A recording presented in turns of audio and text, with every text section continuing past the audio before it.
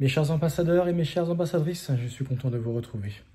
Je vais essayer de répondre à cette question que j'ai eue en commentaire, que je trouvais très intéressant. Ça m'a fait cogiter, je me suis dit, autant en faire une vidéo. Peut-il changer? Peut-elle changer? Est-ce que le pervers narcissique peut changer? C'est-à-dire de passer à pervers narcissique à Monsieur tout le monde, Madame tout le monde. Voilà. Bonne question. Alors, c'est une question qui m'a obligé à rechercher un petit peu dans la définition de ce qu'est le pervers narcissique, de quelle manière il est considéré par la psychologie, par la science médicale. Et je ne te cache pas que finalement, en réfléchissant bien, on se rend compte que la réponse, elle est évidente. Elle est évidente lorsqu'on réfléchit et on médite sur les aspects scientifiques et sur les mobiles du pervers narcissique. Une chose qu'il faut savoir, c'est si jamais j'ai eu ce commentaire, c'est parce que au travers de vos commentaires, mes chers ambassadeurs, mes chères ambassadrices, c'est comme si que quelque part vous divulguiez qui vous êtes inconsciemment. C'est comme si vous montriez ce que vous désiriez en réalité. Parce que le souhait d'une victime pervers narcissique, c'est quoi quand on réfléchit? C'est de souhaiter que son mari ou sa femme, pervers narcissique, change. C'est pour ça qu'il y a une certaine patience dans la relation et une certaine souffrance, une certaine acceptation de ce qui n'est pas acceptable. Et oui. Comme si c'était un besoin inconscient de se prouver et de prouver à l'autre, tu vois, tu me fais du mal, tu me fais du tort, tu es vraiment dur avec moi, mais je suis une bonne personne, je ne mérite pas cela. Et laisse-moi te le montrer. C'est comme si on voulait toujours être dans le pourparler, dans la justification. Et tu vas comprendre. Quand tu comprendras, tu changeras. Ça, c'est un constat que je fais pour toutes celles et ceux qui ont du mal à passer à l'action lorsqu'ils vivent des situations dures, délicates, et j'ai envie de dire inacceptables. Parce que quand on fait la liste des faits que vous subissez, c'est tout juste inadmissible. Alors, on ne peut pas accepter de continuer de se faire insulter, humilier, rabaisser, même souvent devant les autres, devant ses propres enfants. On n'est pas une serpillière, un objet à faire valoir. Des coups, de l'adultère, des mensonges. Non, non, non. Votre vie souvent est en danger. Tu vois ce que je veux dire? Donc je les rappelle là parce que, peut-être pour ceux qui ne connaissent pas ce que c'est que la perversion narcissique, c'est cela. Alors je vais essayer de répondre à cette question, mais avant d'y répondre, je te rappelle que si tu as du mal à avancer, et que si tu souhaites véritablement que ton pervers narcissique change, comprenne que tu n'es pas une mauvaise personne, et que tu mérites tout à fait son amour, qu'il t'accepte tel que tu es, qu'il puisse te respecter pleinement et retrouver une vie tout à fait normale. Je souris parce que, en filigrane, tu as compris quelle était ma réponse. Et si tu es dans cette situation, je t'invite fortement à remplir ce quiz qui est en lien sur l'espace de description. Réponds aux questions très éducatives qui vont te permettre de savoir ce qu'il faut que tu fasses ou qui va te permettre de te révéler à quel niveau d'avancement tu es par rapport à cette problématique. Sinon, si tu as fait un bout de chemin, n'hésite pas à regarder la Masterclass 2.0 qui te donne littéralement ma méthode de travail. J'utilise la biosyntho-résonance. Peu de personnes utilisent cette technique qui me permet de mettre le doigt sur la cause de ce qui t'a fait devenir une victime idéale pour les pervers narcissiques. Le but n'étant pas de travailler constamment sur ta relation avec le pervers narcissique. Il y a beaucoup de contenu sur les réseaux sociaux qui parlent de ça, on est d'accord. Mais le problème, c'est pas comment gérer ta situation avec le pervers narcissique, c'est plutôt gérer ton data, ton passé, qui tu es et pourquoi tu es devenu une proie facile. Si jamais tu comprends, tu acceptes et tu enlèves, tu extirpes toutes ces émotions négatives qui ont fait de toi cette personne, je peux t'assurer que du coup, ta gestion de tes relations avec ton pervers narcissique vont littéralement changer. Donc en réalité, c'est sur toi qu'il faut travailler. Tu l'as bien compris. Ceci étant dit, je peux maintenant répondre à cette question. Et pour répondre à cette question, je voudrais te rappeler ce qu'est la personnalité. Qu'est-ce qu'une personnalité? La personnalité d'une personne, c'est le mélange subtil entre, d'un côté, son tempérament, et de l'autre, son caractère. Le tempérament constitue ce qu'est la personne physiologiquement parlant, c'est-à-dire d'où elle vient, sa culture, ses origines, sa tribu, sa race, sa langue, ses habitudes. C'est quelque chose qui, au niveau des gènes, répond à quelque chose de précis. On pourrait parler de quelque chose d'inné. Tu vois, c'est quelque chose qui est venu tel quel. Tu n'as pas eu à travailler pour obtenir ces choses. Tu as été faite à partir d'un creuset, à partir d'une matière, et de ce creuset, cela t'a permis de devenir quelqu'un. Donc tu n'as pas de pouvoir sur ce changement. Tu n'as pas de pouvoir pour changer ces choses. C'est pour ça que je te dis que c'est quelque chose d'inné. Donc, le tempérament est quelque chose d'inné.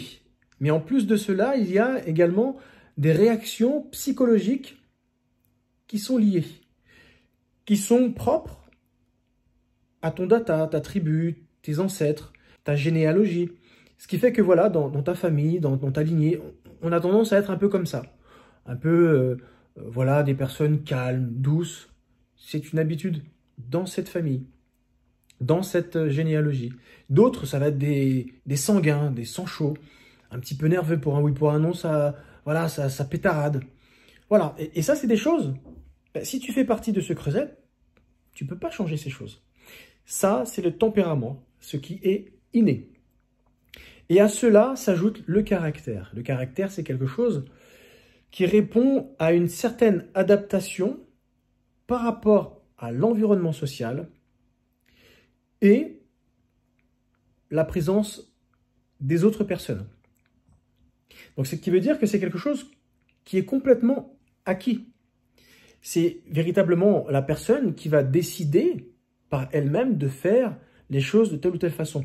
Dans sa façon de vouloir s'adapter à son environnement social, son époque, l'influence, la pression, le stress, la présence des autres, la présence des uns, qui va décider de réagir de cette façon, de telle ou telle façon. Et c'est vrai que le mélange de ces choses innées et de ces choses acquises représente notre personnalité. Je tiens à te préciser que le pervers narcissique a pour les choses d'inné, c'est-à-dire le tempérament, quelque chose qui s'apparente à une certaine peur. La peur d'être rejeté, la peur de l'abandon. Qu'est-ce qui s'est passé dans sa lignée, dans cette famille, qui fait voilà qu'il y a un data particulier. En tout cas, plane le spectre voilà, de l'abandon, du fait que voilà, on ne s'occupe pas des enfants comme ça devrait. Il y a un sentiment de peur d'être rejeté, ou sur le plan affectif, c'est pas trop ça, etc., etc. Ça, c'est quelque chose duquel il a complètement hérité. Et ça fait partie de son data, ça fait partie de son environnement épigénétique. Ça, c'est ce qui est inné. Maintenant, ce qui est complètement acquis, c'est que par rapport à se creuser. Il ou elle a décidé de s'y prendre d'une certaine façon pour répondre à ce creuset inné. Il a compris que ce qui le nourrissait, ce dont il avait besoin absolument, c'est d'avoir une certaine attention des autres, qui du coup il n'a pas.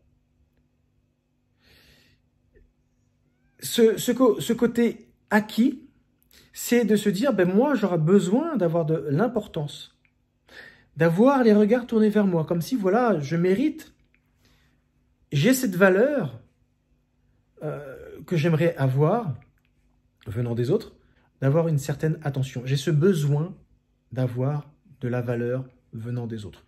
Et là, tu l'as compris, vient de naître de manière acquise le narcissisme du pervers narcissique. Il y a un problème, ma solution, c'est le narcissisme. Il faut qu'on s'occupe de moi, il faut qu'on ait de l'attention pour moi, il faut qu'on me donne de la valeur. Ça, c'est mon constat.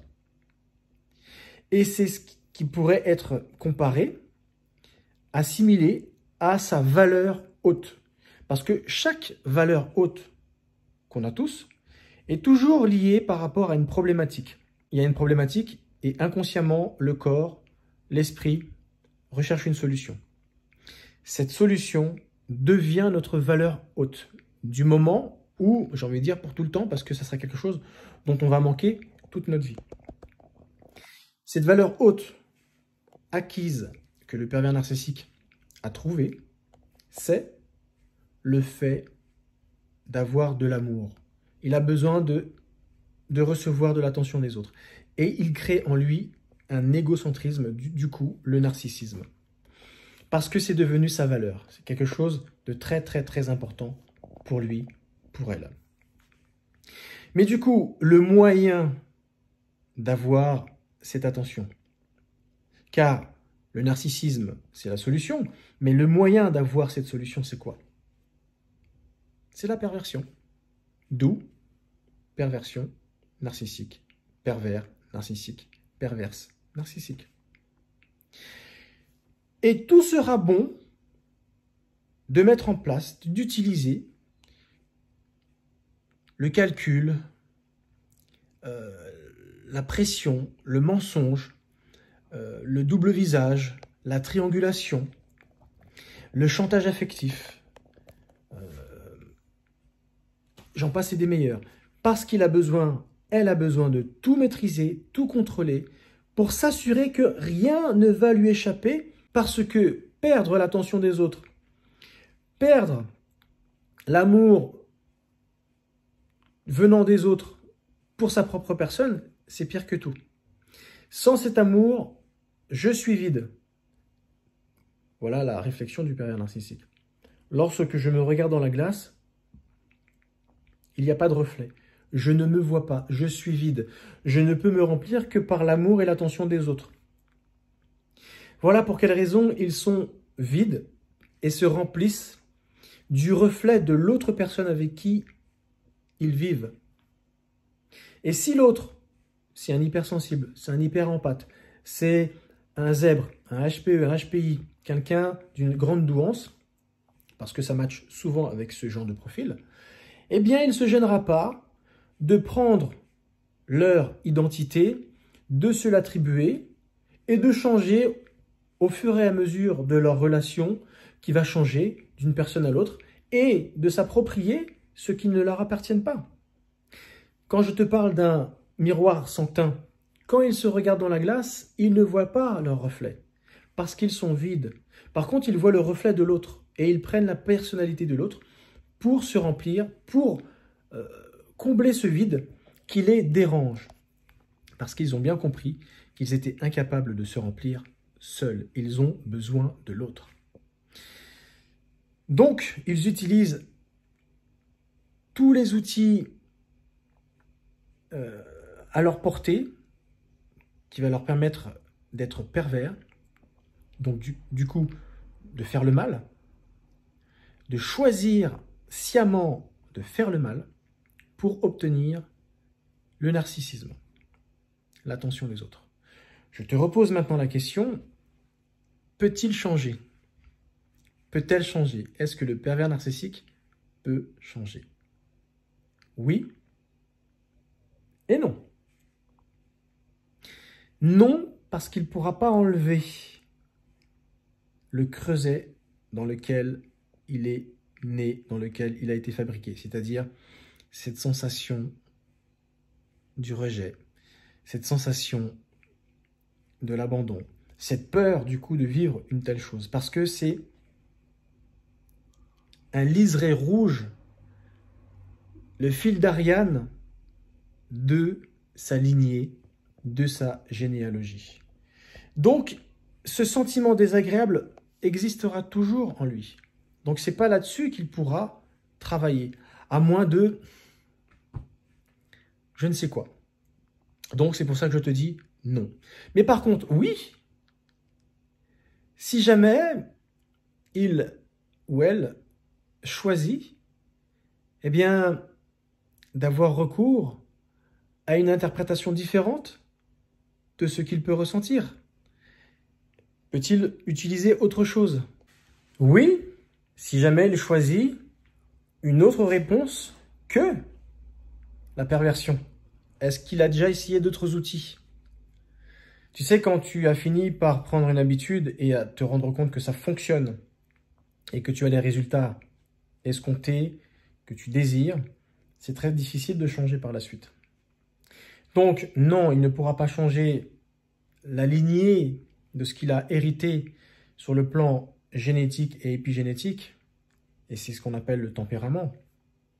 Mais par contre, il pourra changer son adaptabilité par rapport aux situations s'il le désire, parce que ça sera, une fois de plus, un choix délibéré. Est-ce qu'il sera prêt à utiliser d'autres outils que la méchanceté, que la perversion? C'est pas dit, mais en tout cas, s'il a pu choisir cette voie, c'est qu'il pourrait tout à fait choisir autre chose. Mais sera-t-il prêt? Sera-t-elle prête à le faire? C'est là qu'est toute la question. Merci de m'avoir suivi. Je te remercie. N'hésite pas à lâcher un petit commentaire. Et je te rappelle que si jamais tu es dans cette situation d'espérer que ton PN change, non, ce n'est pas en ton pouvoir. C'est en son pouvoir. Et même si tu essayes de lui faire comprendre ceci, cela, oui, et puis... Alors, je dis pas, dans la vie, dans une relation avec un pervers narcissique, il y a des hauts et des bas. Mais plus le temps passe, plus c'est des bas. Parce que ce sentiment d'abandon, de la peur du rejet, prend de l'ampleur avec l'âge. Et plus ils sont moins enclins à avoir un certain pouvoir de séduction, outil qu'ils utilisent pour tromper leurs victimes, avec l'âge, plus ils perdent ce sentiment de séduction, cette capacité de séduire l'autre, surtout les femmes, eh bien, plus c'est difficile à vivre cette peur du rejet et de l'abandon. Donc c'est pour ça qu'en vieillissant, un pervers narcissique ne se bonifie pas, au contraire, il s'empire. Donc, peut-elle vraiment changer? Il y a de grandes chances que non, parce que c'est difficile de se raisonner et d'être prêt à changer. Et pourtant, il y a quand même des possibilités, mais ça ne dépend pas de toi, ça dépend de lui, ça dépend d'elle.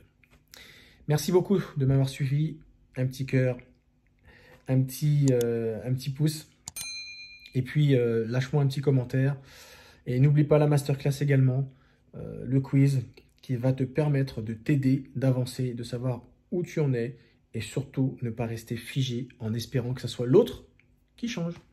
À très bientôt pour une autre vidéo.